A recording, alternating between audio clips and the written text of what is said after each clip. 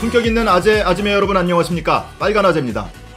문재인 대통령의 국정 지지율이 드디어 골든 크로스 됐습니다. 한국갤럽 여론조사에서는 2주 전에 골든 크로스 됐고요. 오늘 발표된 리얼미터 조사에서도 긍정평가가 부정평가를 앞섰습니다. 사실 주중 집계로는, 그러니까 주 중반에 집계한 조사 결과로는 이미 2주 전부터 이 긍정평가가 부정평가를 앞서기 시작을 했습니다. 그런데 주 후반에 뒤집히다가 지난주 12월 2주 차에는 줄곧 이 긍정평가가 앞섰습니다. 특히 주 후반으로 갈수록 긍정평가가 더 높게 나타났는데요. 리얼미터가 지난주 월요일부터 금요일까지, 그러니까 12월 9일부터 12월 13일까지 일주일 동안 조사한 결과를 오늘 발표를 했는데 긍정평가가 49.3%, 부정평가가 46.9%가 나왔습니다. 이렇게 골든크로스 현상이 나타난 거는, 그러니까 긍정평가가 더 높게 나타난 거는 8월 2주차 이후 4개월 만에 처음입니다.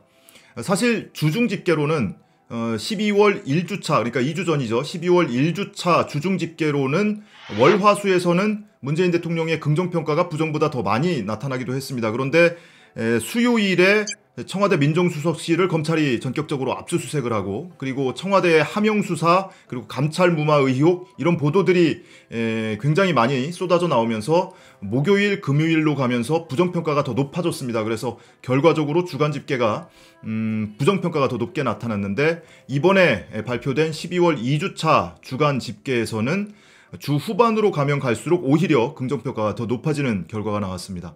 이건 리얼미터 조사 결과고요. 한국갤럽 조사에서는 이미 한 주 전에 골든크로스 현상이 나타났습니다. 한국갤럽 조사 결과를 보면 12월 2주차 조사에서는 49대 43으로 6%포인트 긍정평가가 더 많이 나왔습니다. 그 한 주 전에 12월 1주차 조사에서도 48대 45로 이미 한 주 전에 골든크로스 현상이 일어났습니다. 자유한국당도 그렇고, 특히 검찰이 좀 어리둥절할 거예요. 도대체 무슨 일이지? 지금 벌어지는 일들, 그리고 각종 생산되고 있는 이슈들을 보면 여권에 결코 유리한 이슈들이 많지는 않거든요. 최근 한 2달치만 보더라도 조국 장관이 숱한 의혹을 받으면서 검찰 수사를 받으면서 임명이 됐다가 결과적으로 검찰의 수사 압박을 받으면서 짧은 장관 재임 기간을 마치고 사퇴를 했죠. 그리고 정경심 교수에 대해서 조국 장관 인사청문회 당일에 이어서 11월 11일에 또 추가로 14개 혐의로 기소가 됐고요. 그리고 최근에는 또 검찰이 청와대를 정조준해서 하명수사다, 감찰 무마다 이러면서 수사를 이어가고 있고, 오늘도 조국 전 장관을 소환해서 이 감찰 무마 의혹에 대해서 소환 조사를 벌이고 있습니다. 그리고 그 와중에 청와대를 압수수색하기도 했고, 또 국회 상황도 녹록지 않죠. 패스트트랙 법안 처리 과정에서 지금 진통을 겪고 있습니다. 뿐만 아니고 자유한국당 황교안 대표는 단식 농성을 벌였고, 그걸로 인해서 자유한국당 지지층으로부터 환호를 받으면서 자신의 위기를 또 넘기기도 했고요. 또 한국당은 연일 또 장애 집회를 벌이고 있습니다. 남북, 북미 간 평화협상도 지금 교착 국면을 벗어나지 못하고 있습니다. 자, 이렇게 악재들이 쌓여 있는데도 문재인 대통령의 지지율은 오히려 상승하고 있는 이런 상황을 보면서 자유한국당과 검찰이 크게 당황할 수밖에 없겠죠. 특히 황교안 대표 입장에서 더더욱 뼈아픈 것이 차기 정치 지도자에 대한 호감도 조사에서 황교안 대표가 꼴찌에서 두 번째로 나왔습니다. 한국갤럽이 지난 10일부터 12일까지 사흘 동안 7명을 대상으로 조사했는데요. 이낙연, 심상정, 박원순, 이재명, 유승민, 황교안, 안철수, 이렇게 7명을 대상으로 해서, 그러니까 차기 대권 후보 군을 대상으로 조사를 한 거죠. 여기에서 황교안 대표의 비호감도가 무려 67%, 호감도는 18%에 그쳤습니다. 꼴찌에서 두 번째. 꼴찌가 누군지 궁금하시죠? 안철수 전 대표입니다. 비호감도가 69%, 호감도가 17%. 황교안 대표하고 뭐 거기서 거기예요. 이낙연 국무총리는 호감도가 가장 높게 나타났는데요. 호감도가 무려 50%, 비호감도는 33%에 그쳤습니다. 특히 황교안 대표는 젊은 층을 끌어안겠다면서 갖은 노력을 다하지 않았습니까? 그런데 결과는 처참합니다. 20대 호감도가 정치 지도자 7명 중에 유일하게 한 자릿수, 그것도 6%에 불과했습니다. 황교안 대표 다음으로 낮게 나타난 사람은 안철수 전 대표인데, 그래도 안철수 전 대표는 21%나 돼요. 이거의 3분의 1도 채 안 되는 겁니다. 뿐만 아니라 30, 40대에서도 황교안 대표는 30대는 13%, 40대는 14%의 호감도가 그쳤고 50대 22%, 심지어 60대 이상에서도 호감도가 29%에 그쳤습니다. 황교안 대표가 연일 좌파 독재, 뭐 빨갱이란 말만 안 했지 사실상 빨갱이란 말을 입에 달고 있죠.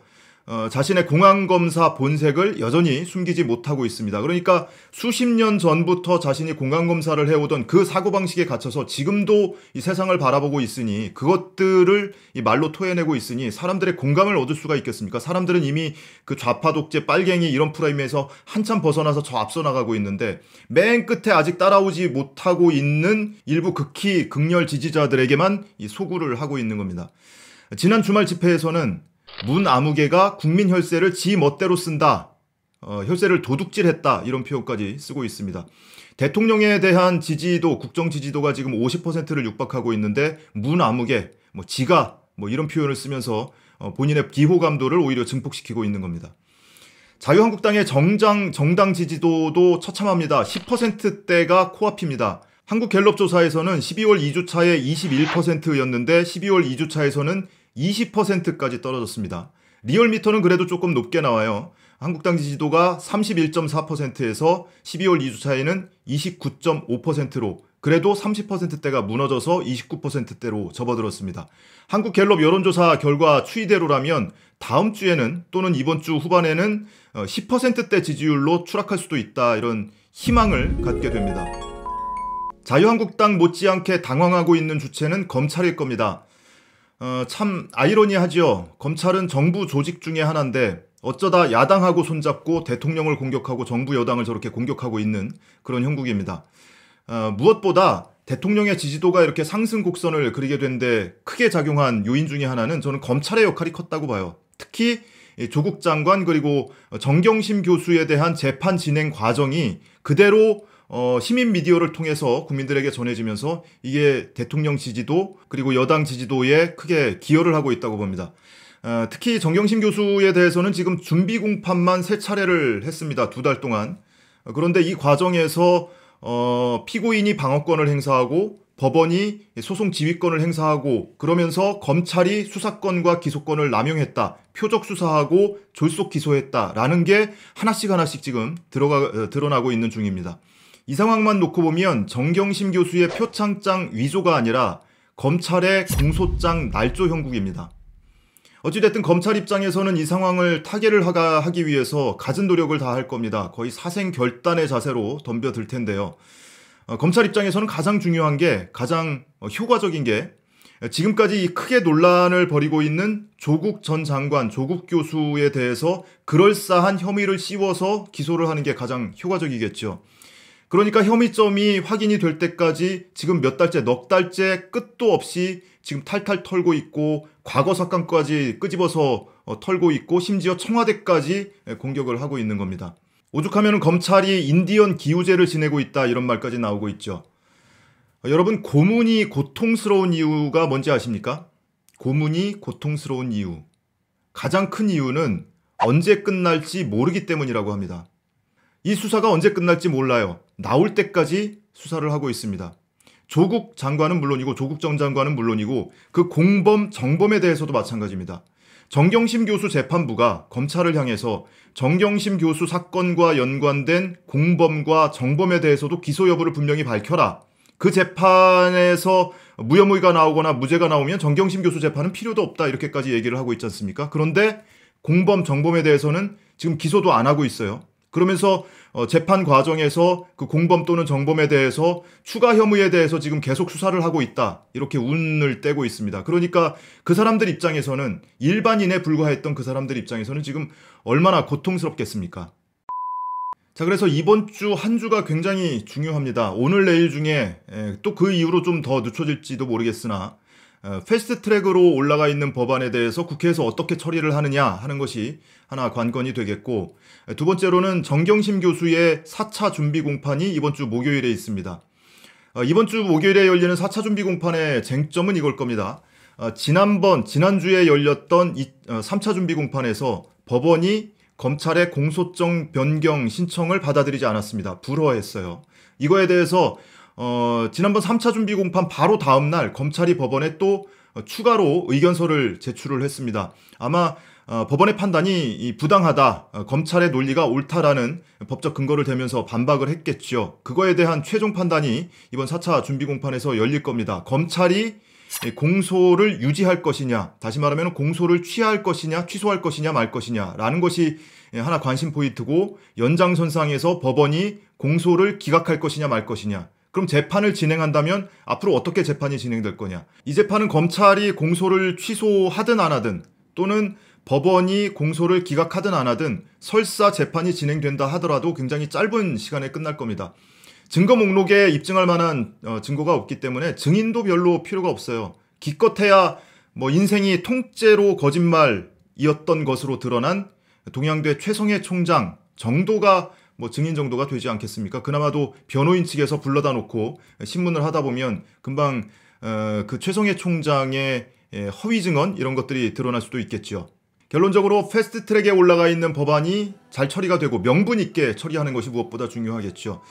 그리고 정경심 교수 재판도 국민들이 기대하는 만큼 국민의 눈높이에서 잘 진행이 되길 또 빌어야 될 겁니다.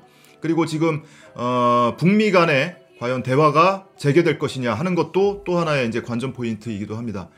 이런 것들을 통해서 문재인 대통령의 지지율이 이번 주 후반 또는 다음 주 초반에 발표되는 국정 지지도 여론조사 결과에서 50%대를 돌파를 하고, 또 여당 지지도도 민주당 지지율이 지금 41%대, 42%대 이렇게 나오고 있기 때문에 50%대에 근접하는 그런 지지도가 조속히 나온다면 국민들이 원하는 지금 울분에 차 있는 이 국민들의 마음이 조금은 해소되지 않을까, 그런 기대를 가져봅니다. 자, 오늘 영상 유익했다 하시는 분들은, 혹시 구독을 아직 안 하고 계신 분은 구독 눌러주시고요. 그리고 다음에 영상이 올라올 때 남들보다 빨리 확인하고 싶다 하시는 분들은 종 모양 알림 버튼도 눌러주시기 바랍니다. 고맙습니다.